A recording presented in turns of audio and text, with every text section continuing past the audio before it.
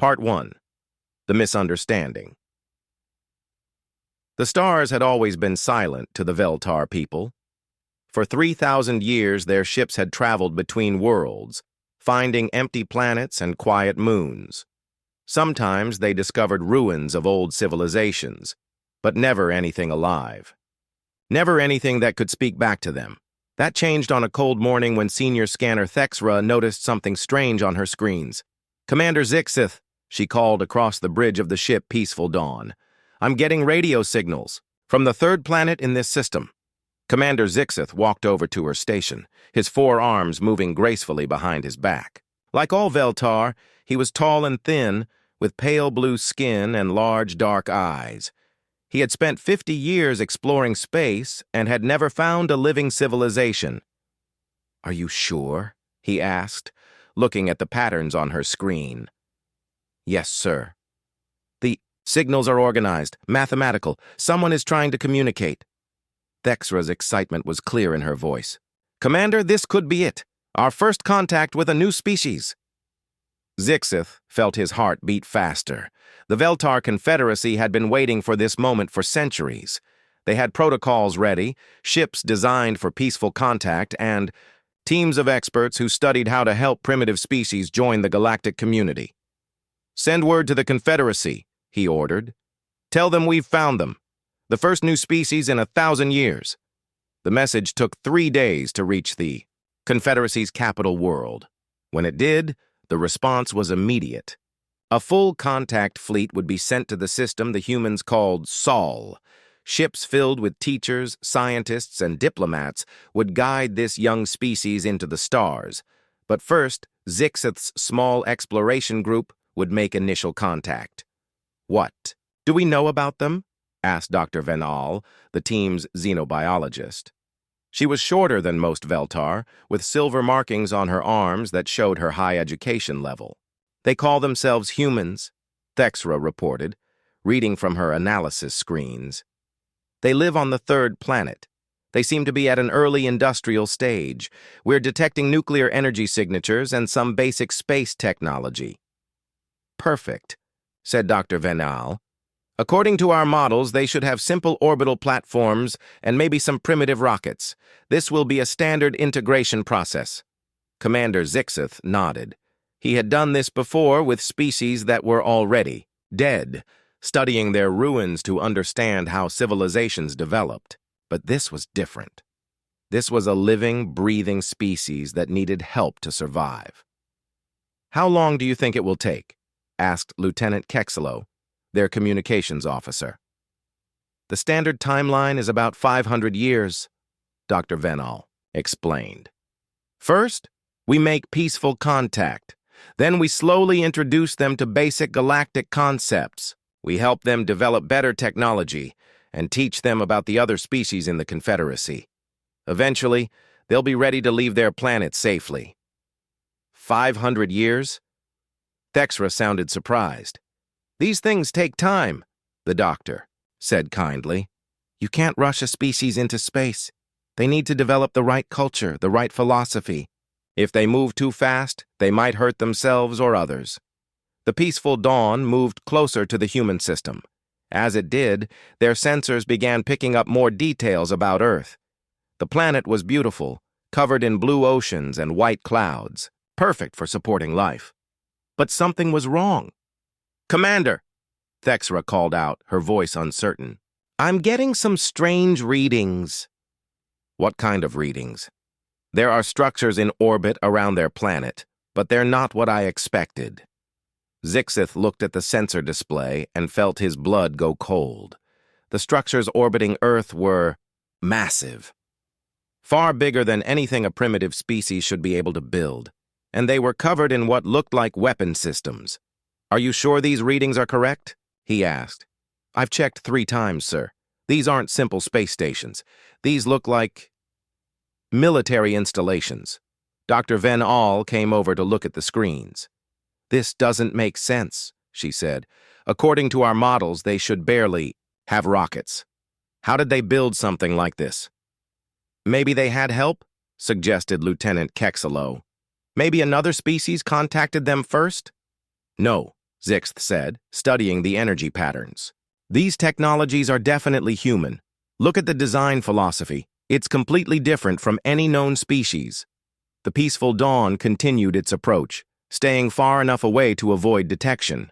Standard procedure was to observe a species for several days before making contact. But the more they observed, the more confused the Veltar became. The humans had dozens of large structures in space. Some orbited their planet, while others sat near their moon. All of them were heavily armed and heavily armored. This wasn't the work of a primitive species. This was the work of warriors. "I'm detecting movement," Thexera announced suddenly. On the main screen, massive shapes began emerging from behind the human moon. Ships, enormous ships that dwarfed the Peaceful Dawn. The human vessels were dark and scarred, looking like they had been through terrible battles. "How many?" Zixith asked quietly. 12 large vessels, sir. Each one is at least a kilometer long, and there are smaller ships too, hundreds of them. The human fleet moved with perfect coordination, forming a defensive line between Earth and the Veltar ship. It was clear they had been watching and waiting. "Commander," Lieutenant Kexelo said nervously, "I'm receiving a transmission from the human fleet." "Put it through." A voice came through the speakers, speaking in the human language. The translation computer worked quickly to convert it into Veltar speech. "Unknown vessel, this is Admiral Sarah Chen of the United Earth Space Navy. You have entered human territory. State your intentions." The voice was calm but firm. It belonged to someone who was used to giving orders and having them followed. Zixith cleared his throat and activated the communication system. "Greetings, Admiral Chen. I am Commander Zixith of the Veltar Confederacy. We come in peace. We wish to establish friendly relations between our species." There was a pause. Then Admiral Chen's voice came back, sounding slightly surprised. "Veltar Confederacy. We're not familiar with your government. Where are you from?" "We represent a group of 12 species from the inner galaxy," Zixith explained, using the standard first contact protocol. "We discovered your radio signals and came to welcome you to the galactic community." Another pause, longer this time. "I see," Admiral Chen said finally. "And you thought we needed welcoming?" Dr. Venal quickly whispered to Zixith. "She sounds offended. Maybe they have cultural pride issues. Some primitive species react badly to offers of help." "We mean no disrespect," Zixith said into the communicator. "We simply follow standard procedures when contact is made with developing species. We offer guidance and assistance in joining the greater galactic civilization." This time, the pause was very long. When Admiral Chen spoke again, her voice had a strange tone that the translator couldn't quite interpret. "Developing species," she repeated slowly. "Commander Zixith, before we continue this conversation, I think you should know something about humans." "What is that, Admiral?" "We've been fighting wars in space for over a century. Those ships you're looking at, they're not exploration vessels, they're battleships. Each one carries enough firepower to destroy a small moon. The Bridge of the Peaceful." Dawn went completely silent. "We've been monitoring your approach for the past week," Admiral Chen continued. "Your ship is impressive, but it's clearly not designed for combat. Neither are the 11 vessels we detect following behind you at a distance." Zixith felt his world turning upside down. How did the humans know about the rest of his fleet? "Admiral," he said carefully, "we truly do come in peace. Our ships carry no weapons." "We know," Admiral Chen replied. "That's what worries us. In our experience, the only people who travel through dangerous space without weapons are either very powerful or very naive. We're trying to figure out which one you are." Dr. Venal was frantically checking her readings. "Commander," she whispered, "those human ships, the energy signatures suggest weapon systems beyond our current understanding. How is this possible?" "I think," Admiral Chen said, as if she had heard the whispered conversation, "we need to have a longer talk. but not here, and not like this. Are you willing to meet face to face? Zixith looked around his bridge at the confused and frightened faces of his crew. Everything they had been taught about first contact, about primitive species, about how civilizations developed. All of it was wrong. Yes, Admiral Chen, he said finally. I think that would be wise. As the peaceful dawn waited for instructions, Zixith couldn't stop staring at the human fleet. 12 massive battleships, scarred by battles the Veltar couldn't imagine, crewed by warriors from a species that was supposed to be primitive. For the first time in his 50 years of exploration, Commander Zixith began to wonder if the Veltar were the ones who needed help. Part 2.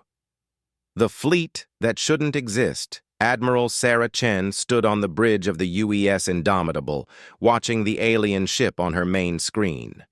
The vessel was beautiful in a way that human ships could never be. Its hull was smooth and white, shaped like a flowing curve that seemed to dance through space. It looked more like art than a warship. Admiral, said Captain Rodriguez, her second in command, the alien ship is maintaining distance. They seem scared. Sarah nodded. She could understand why. The Indomitable was over 1 kilometer long, its dark gray hull marked with scars from a dozen battles. Massive gun turrets lined its sides, and thick armor plates covered every surface. Next to the elegant alien ship, it looked like a monster. Status report on the fleet, she ordered. All 12 battleships are in position, Rodriguez replied. The Defiant, Relentless, and Unbreakable are holding the forward line. The Carrier. Groups are behind us with full fighter complements ready to launch. The defense platforms around Earth and Luna are also at full alert. Sarah looked out at her fleet and felt a mixture of pride and sadness. These ships represented humanity's greatest achievement and its greatest failure. They were magnificent weapons built because humans couldn't stop fighting each other. Tell me about our guests, she said. Lieutenant Commander Park, the intelligence officer, stepped forward with a tablet. The ship identifies itself as Peaceful Dawn, Veltar Confederacy. Our computers are still working on translating their database signals, but what we've learned is interesting. Go on. They appear to represent a group of 12 different alien species, all peaceful, all working together. No military conflicts in over 1,000 years. Park paused. Admiral, I don't think they understand what they're looking at. Sarah almost smiled. You mean they don't understand why we have battleships? More than that, ma'am. I don't think they understand what battleships are for. That was the problem, Sarah thought. These aliens came from a peaceful galaxy where species worked together and shared resources. They probably thought humans were like them. A young species ready to join their happy galactic family. They had no idea what humans were really like. Admiral Chen, came a voice from the communication station. The alien commander is requesting a formal meeting. He wants to discuss integration protocols. Integration protocols? Sarah raised an eyebrow. Yes, ma'am. Apparently they have standard procedures for helping primitive species join their confederation. It usually takes about 500 years. Sarah did smile at that. 500 years. Humans had gone from riding horses to building starships in less than 200 years. Most of that time had been spent figuring out better ways to kill each other. Tell Commander...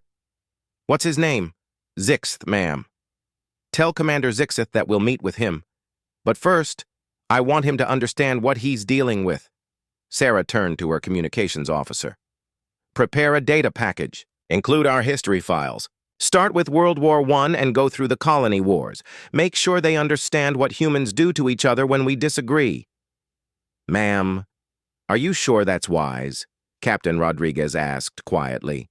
If they see how violent we are, they might decide we're too dangerous. Sarah looked out at the alien ship again. Rodriguez, they came here expecting to find children playing with toy rockets. Instead, they found us.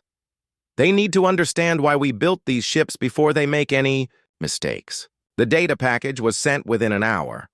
While they waited for the aliens to review it, Sarah walked through the corridors of the Indomitable, thinking about humanity's path to the stars. It hadn't been pretty. The ship's memorial wall showed the faces of over 3,000 crew members who had died in various conflicts. The Luna Independence War, the Mars Colonial Rebellion, the asteroid belt mining disputes, the Europa ice wars. Humans had carried their fighting spirit with them to every world they touched. Each war had taught them something new about fighting in space. Each battle had shown them what worked and what didn't. The ships in her fleet were the result of a century of hard-learned lessons, written in blood and powered by the simple human truth that if someone wanted to hurt you, you had better be ready to hurt them back. "Admiral," came Captain Rodriguez's voice over the ship's communication system. "The aliens have finished reviewing our history files. Commander Zixith is requesting an immediate meeting. He sounds disturbed." Sarah made her way back to the bridge. On the main screen, the alien ship looked smaller somehow, as if it had shrunk back from the human fleet. "Put me through to their commander," she ordered. Commander Zixith's face appeared on the screen. He looked like most descriptions of aliens from old Earth movies, tall, thin, with large eyes and pale skin. But his expression was something no movie had ever captured. He looked like someone who had just learned that monsters were real. "Admiral Chen," he said, his voice carefully controlled, "I have reviewed your historical documents. I must ask, are they accurate?" "Every word," Sarah replied. "Why do you ask?" "According to your files, your species has been in continuous military conflict for over 3,000 years. You have fought wars on every continent of your planet, in your oceans, in your skies, and in space. You have weapons capable of destroying your own world several times over." "That's correct. But why?" The question came out like a cry of pain. "Why would you build such things? Why would you hurt your own species?" Sarah thought about how to explain it. How do you tell someone who has never known war what it means to be human? "Commander, let me ask you something. In your confederation, how do different species settle disputes? We talk. We share resources. We find solutions that benefit everyone. And if talking doesn't work?" Zixith looked confused. "It always works. Why wouldn't it work?" "Because sometimes, Commander, what one person wants, another person needs. Sometimes there isn't enough to go around. Sometimes people disagree so strongly that they can't live with compromise. But surely rational beings can always find a peaceful solution." Sarah shook her head. "Humans aren't always rational, Commander. We're emotional. We're stubborn. We're proud. And sometimes we'd rather fight for what we believe in than accept something we can't live with." "So you built weapons." "We built weapons. Better weapons than our enemies. Stronger ships than our rivals. More powerful defenses than our attackers. Every generation of humans has had to learn how to fight, because every generation has faced someone who wanted to hurt them." Zixith was quiet for a long moment. "Admiral, your ships? They're designed for war against other humans?" "Originally, yes, but we learned to make them adaptable. These ships can fight anything. Human enemies, alien invaders, space monsters, asteroid impacts, solar flares. We designed them to handle any threat we might face." "Any threat," Zixith repeated slowly. "That's right. Commander, can I ask you something? Your ships are beautiful, but they don't appear to have any weapons at all. What do you do if someone attacks you?" "Attacks us?" Zixith looked even more confused. "Why would anyone attack us? We offer friendship, knowledge, resources. We help other species grow and develop. But what if they don't want your help? What if they want to take your resources instead?" That has never happened. Sarah felt a chill run down her spine. These aliens had been traveling through space for thousands of years, meeting primitive species and helping them develop. They had never encountered anyone who said no. They had never met anyone who fought back. They had never met humans. "Commander," she said carefully, "I need to ask you something important. In all your travels, have you ever encountered anything dangerous? Anything that tried to hurt your people?" "Well, there are natural hazards, solar storms, asteroid impacts, equipment failures, and sometimes we find ruins of civilizations that destroyed themselves." Destroyed themselves how? War, usually, or environmental collapse, or resource exhaustion. It's very sad, but it happens to species that develop too quickly without proper guidance. Sarah looked around her bridge at her crew. These were people who had spent their entire lives preparing for war. They knew how to fight, how to survive, how to protect each other. They were the product of humanity's violent history, and they were proud of it. "Commander Zixith," she said finally, "I think we need to have a very long conversation. There are things about the universe that you may not understand. Dangerous things that your peaceful species might not be prepared for." "What kind of dangerous things?" Before Sarah could answer, alarms began sounding throughout the bridge. Lieutenant Commander Park was frantically working at her station. "Admiral," she called out, "long-range sensors are detecting something big moving in the outer system." "Something heading our way?" "What is it?" "I don't know, ma'am, but it's massive, and it's not showing up on any of our identification systems." On the main screen, Commander Zixith had gone completely pale.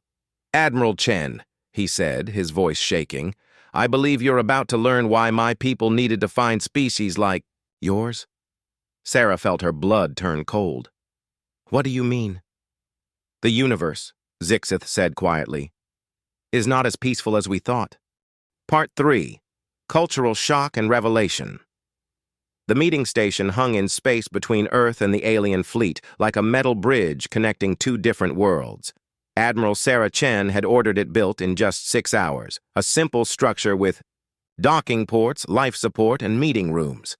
The speed of its construction had amazed the Veltar observers. How did they build something so quickly? Dr. Van Al asked Commander Zixith as their shuttle approached the station. "Military efficiency," Zixith replied, though he wasn't entirely sure what that meant. "Everything they do seems designed for speed and function." The human shuttle docked, at the same time as theirs. Through the viewport, Zixith could see Admiral Chen and her team preparing to board. The humans moved with purpose, checking equipment and weapons with practiced ease. Even in a peaceful meeting, they came prepared for war. Inside the station's main conference room, the two groups faced each other across a simple metal table. Admiral Chen sat with Captain Rodriguez and Lieutenant Commander Park. Commander Zixith brought Dr. Venal and Senior Scanner Thexera. The differences between them were immediately obvious. The humans wore dark uniforms marked with military ranks and decorations. Each decoration, Chen had explained, represented a battle fought or a mission completed. The aliens wore flowing robes in soft colors, decorated with symbols that showed their education and peaceful achievements. "Before we discuss the approaching threat," Admiral Chen said, "I think we need to understand each other better. Commander Zixith, tell me about your confederation." Zixith activated a small holographic projector. Images appeared above the table, showing beautiful worlds connected by elegant spacecraft. "The Veltar Confederacy consists of 12 species across 47 worlds," he began. "We discovered space travel 8,000 years ago. Since then, we have dedicated ourselves to peaceful exploration and the sharing of knowledge." "No wars?" Captain Rodriguez asked. "None for over 3,000 years. We learned early that cooperation produces better results than conflict." Dr. Van Al leaned forward eagerly. "We've helped dozens of species join the galactic community. We provide education, technology, and guidance. Usually it takes about 500 years for a species to be ready for full membership." 500 years, Admiral Chen repeated. "What exactly happens during those 500 years?" "Cultural development," Dr. Van Al explained. "We help species move beyond primitive behaviors like territorial disputes and resource competition. We teach them to share, to cooperate, to think of the greater good instead of individual needs. Lieutenant Commander Park looked confused. You mean you change how they think? We help them evolve beyond their basic instincts, Zixith said. Most species go through a phase where they fight among themselves. It's natural but destructive. We provide alternatives to violence. Admiral Chen was quiet for a moment. And what if a species doesn't want to change? The three aliens exchanged glances. That has never happened, Dr. Venal admitted. Why would anyone choose conflict over peace? Because sometimes, Chen said slowly, peace isn't possible. Sometimes what you want and what I want can't both exist. Can you give us an example? Thexra asked. Chen thought for a moment. 200 years ago, humans discovered that Mars had large deposits of rare metals needed for space travel. 2 different human colonies claimed the mining rights. Both colonies had valid legal claims. Both needed those metals to survive. So you shared the resources, Zixith said confidently. No. We fought a war that lasted 3 years. Thousands died. In the end, the stronger colony won and took the mining rights. The aliens looked horrified. Dr. Venal spoke first. But that's terrible. Why didn't you find a compromise? There was no compromise, Captain Rodriguez explained. The deposits were either big enough to support one colony or not big enough to support either. Sharing would have meant both colonies failed and everyone died anyway. But surely there was another solution, Thexra protested. Maybe, Chen admitted. But humans don't always look for the peaceful solution first. We look for the solution that guarantees our survival. Sometimes that means fighting. Zixith was studying his tablet, reading through more human history files. Admiral, according to these records, humans have fought wars over territory, resources, religion, political systems, and something called honor. Can you explain honor? Chen smiled grimly. Honor is about respect, about being willing to fight for what you believe is right, even if it costs you everything. But if it costs you everything, how is that logical? It's not logical, Commander. It's human. Dr. Venal was shaking her head. This is so different from anything we've encountered. Most species we meet are eager to learn peaceful ways. They want to join the Confederation and share in our knowledge. What happens to the ones who don't? Park asked. Well, we keep trying to help them. Eventually they either learn or what? Or they destroy themselves. Zixith finished quietly.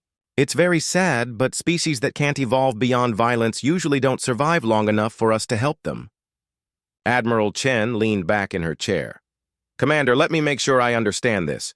You travel around the galaxy finding young species. You offer to teach them to be peaceful. If they accept, you help them join your confederation. If they don't accept, you leave them alone to fight themselves to death? We don't leave them to die, Dr. Venal said defensively. We keep offering help, but we can't force peace on anyone. And in 3,000 years, every species has either accepted your help or destroyed itself? Yes, until now. The aliens were quiet. Finally, Zixith spoke. Humans are unique in our experience. How so? You've been fighting wars for thousands of years, but you haven't destroyed yourselves. You've actually become stronger through conflict. Your technology, your ships, your organization. It's all more advanced than species twice your age. Thexra pulled up data on her tablet. Admiral, we've analyzed your fleet composition. Those battleships represent engineering concepts that most species don't develop until they've had spaceflight for over 1,000 years. How did humans build them so quickly? Captain Rodriguez answered. Necessity. When you know someone is trying to kill you, you learn fast or you die. But who was trying to kill you in space? Dr. Venal asked. You're the only intelligent species in your system. Other humans, Chen said simply. The colony ships that left Earth weren't all friends. Some were refugees from wars. Some were religious groups that couldn't live with other humans. Some were just people who wanted to start over somewhere new. And they fought each other, Zixith said, beginning to understand. They fought each other. Mars against the Belt colonies, Earth against the lunar colonies, everyone against the pirates and raiders. Every group needed better ships, better weapons, better defenses. So we built them. Park activated her own holographic display, showing the human fleet. Every ship out there was designed to fight other human ships. We know all the tricks, all the weaknesses, all the strategies. When you've spent a century learning to kill the smartest, most dangerous enemy in the galaxy, you get very good at it. The smartest enemy? Dr. Venal looked confused.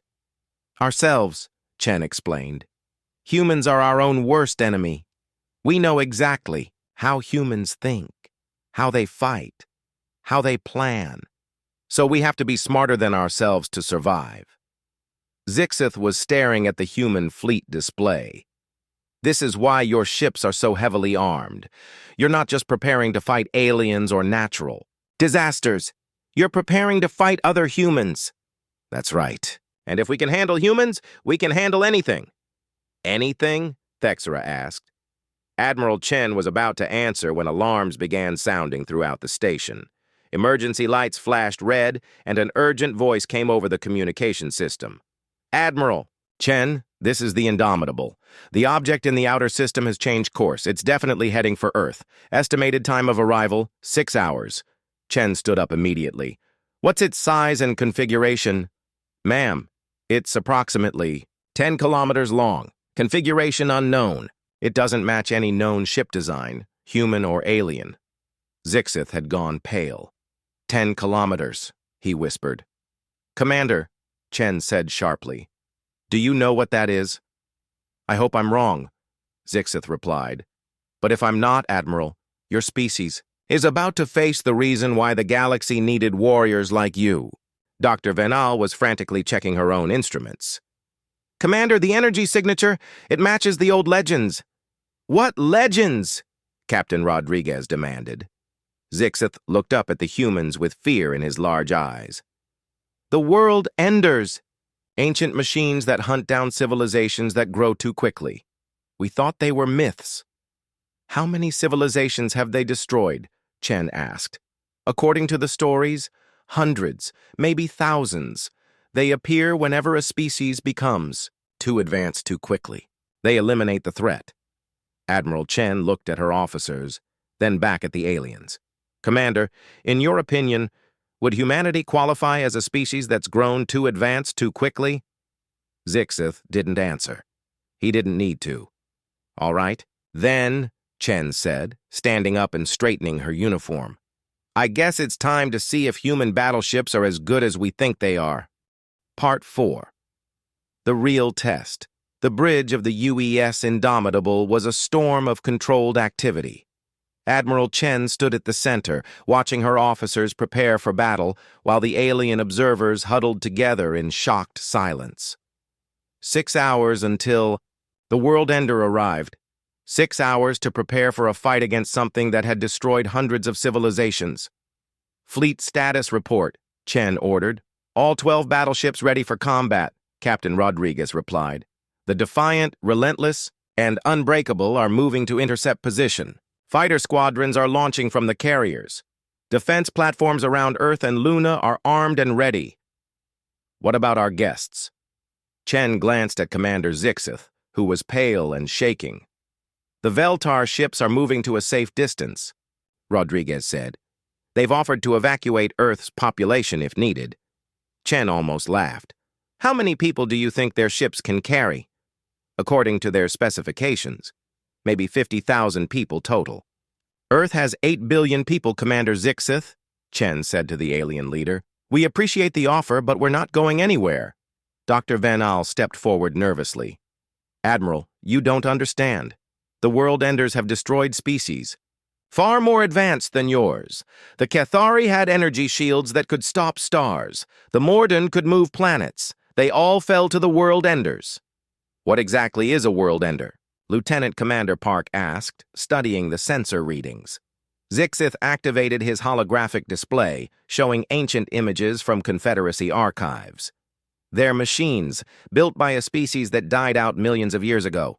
They wait in the dark between stars, watching for civilizations that grow too fast or become too dangerous. The images showed massive, dark structures that looked more like living creatures than ships.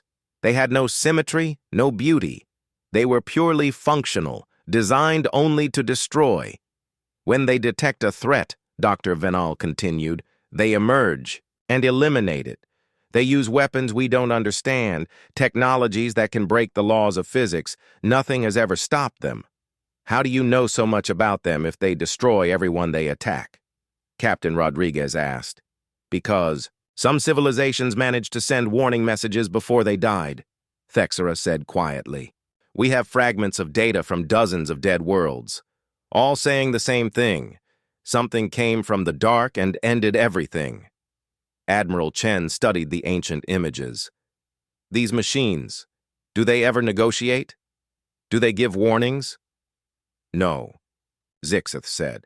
They just arrive, and then there's nothing left. Admiral, came a voice from the communications station. Long-range sensors are getting more detailed readings on the approaching object. It's definitely artificial. The hull appears to be made of materials we can't identify.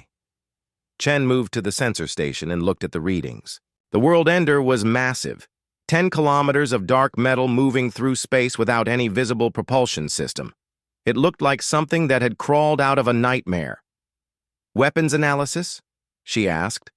Unknown energy signatures all across? The hull. Whatever they are, they're nothing like our weapons or anything in the Confederacy database. Time to intercept? 4 hours, 20 minutes. Chen turned to her fleet commanders on the communications screen. All ships, this is Admiral Chen. We're facing an unknown enemy with unknown capabilities. Standard combat protocols may not work. Be ready to adapt and improvise. Remember your training, protect each other, and show this thing what humans do when someone threatens our home. Admiral, Commander Zixith said urgently, you cannot fight this thing. Every species that has tried has been destroyed. The wise thing would be to evacuate what you can and find a new world. Chen looked at him with something that might have been pity. Commander, you still don't understand humans. We don't run from fights. We run toward them. But this is suicide. Maybe, Chen admitted. But it's our choice to make. The next 4 hours passed in a blur of preparation. Human ships moved into combat formations that the Veltar had never seen before. Instead of the elegant, coordinated movements of Confederacy, fleets, the human ships spread out in seemingly random patterns. What are they doing? Dr. Venal asked, watching the tactical display. Making themselves harder to kill, Thexera replied. She had been studying human military tactics and was beginning to understand their logic. They're not fighting as a single unit. Each ship can operate independently. That seems inefficient. Or very smart, Zixith said thoughtfully. If the world ender destroys one ship, the others can still fight. As the enemy approached, more details became clear.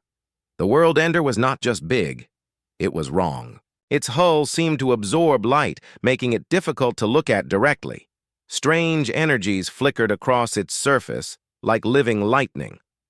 Admiral, Park reported, the object is slowing down. It's scanning us.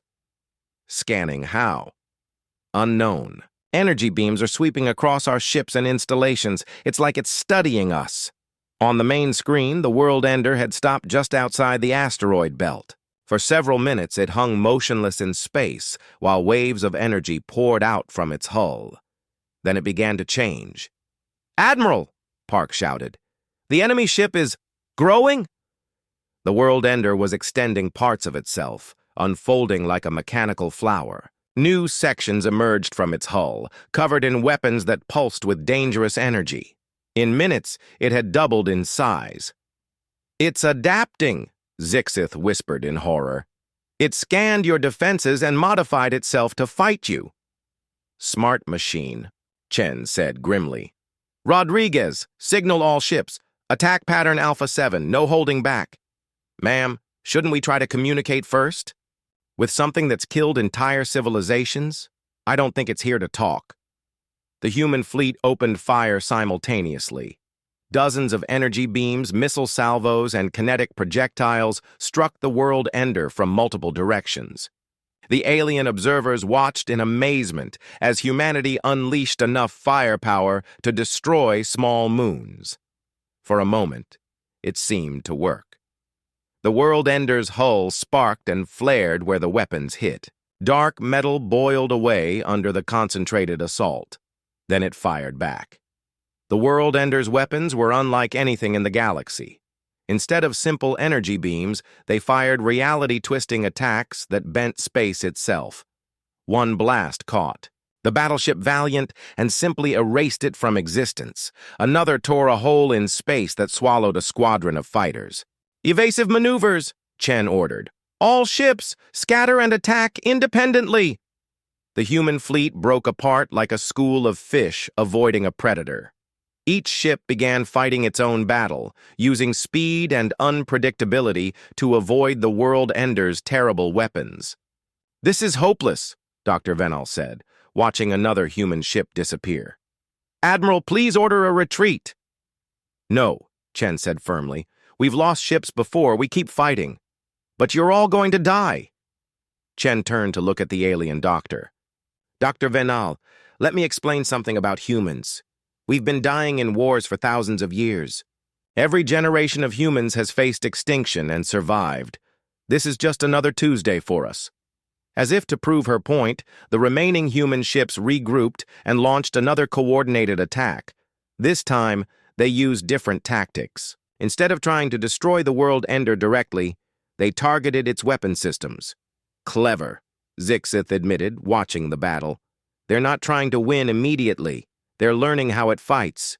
The world ender responded by growing more weapons, but the human ships adapted faster.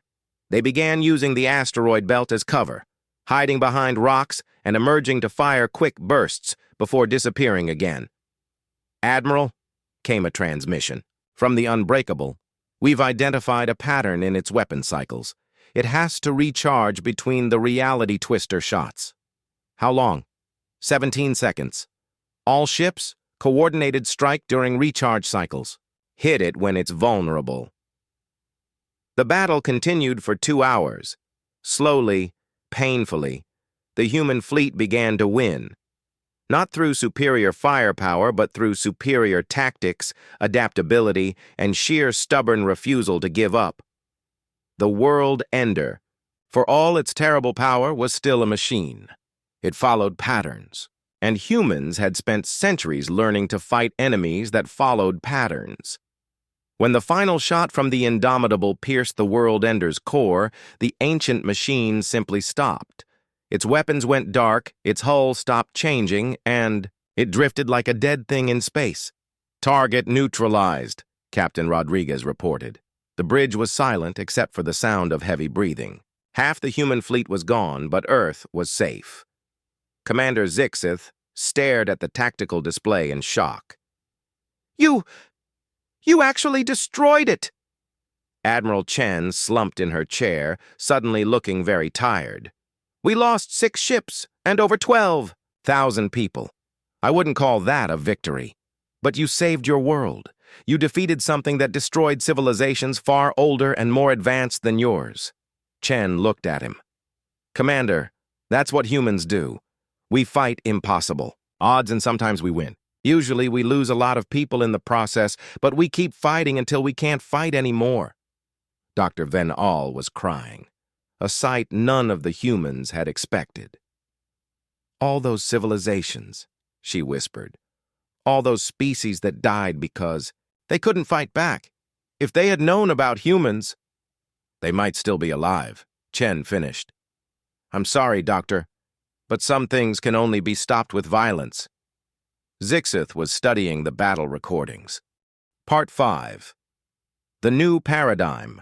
3 months after the world ender's destruction, the Veltar Confederacy's Grand Council met in emergency session on their capital world of Harmonious Sky. The great crystal dome that housed their parliament had been built to inspire peace and cooperation. Today, it was filled with fear and confusion. Commander Zixith stood at the center of the chamber, surrounded by representatives from 12 different species. His report on humanity lay open before each council member, but none of them seemed ready to accept what it said. "You're asking us to believe," said High Counselor Meron of the Veltar, "that a species barely 200 years into space flight defeated a world ender." "Yes, Counselor. Using brute force and primitive tactics?" "I wouldn't call their tactics primitive," Zix replied carefully. "Different, yes, but not primitive." Counselor Than of the peaceful Zealoth species leaned forward. His people had never known conflict of any kind. "Commander, surely you're exaggerating. These humans cannot be as violent as your report suggests." Zixith activated a holographic display showing footage from the battle. The council members watched in stunned silence as human ships traded their lives to protect Earth, as Admiral Chen calmly ordered attacks that cost thousands of lives, as the human fleet used tactics that would never occur to a peaceful species. "This is disturbing," said Counselor Vexra of the Mindful Ones. "These humans fight like savages." "Effective savages," Dr. Venal said quietly from her seat in the observers section. She had requested permission to attend the council session. They saved not just their own world, but possibly every world in the galaxy. "How can you say that?" High Counselor Meron asked. "Because the world ender was heading for Earth, but it scanned our ships too. If it had destroyed humanity, we would have been next. Our beautiful, peaceful, defenseless ships would have been erased just as easily." The council chamber fell silent. For 3,000 years, the Confederacy had lived in peace because they had never encountered anything that wanted to destroy them. The world ender had changed that forever. Counselor Yeath of the Scholar Caste spoke slowly. "If what you're saying is true, then our entire philosophy of peaceful development is inadequate." "Not inadequate," Zixth corrected. "Just incomplete. We learned how to build a peaceful civilization, but we never learned how to protect it. And the humans did." "The humans never had a choice. They've been protecting themselves from each other for thousands of years. When something came to destroy them, they already knew how to fight back." High Counselor Meron studied the battle. Recordings again. "These tactics, this coordination, how long did it take them to develop these capabilities?"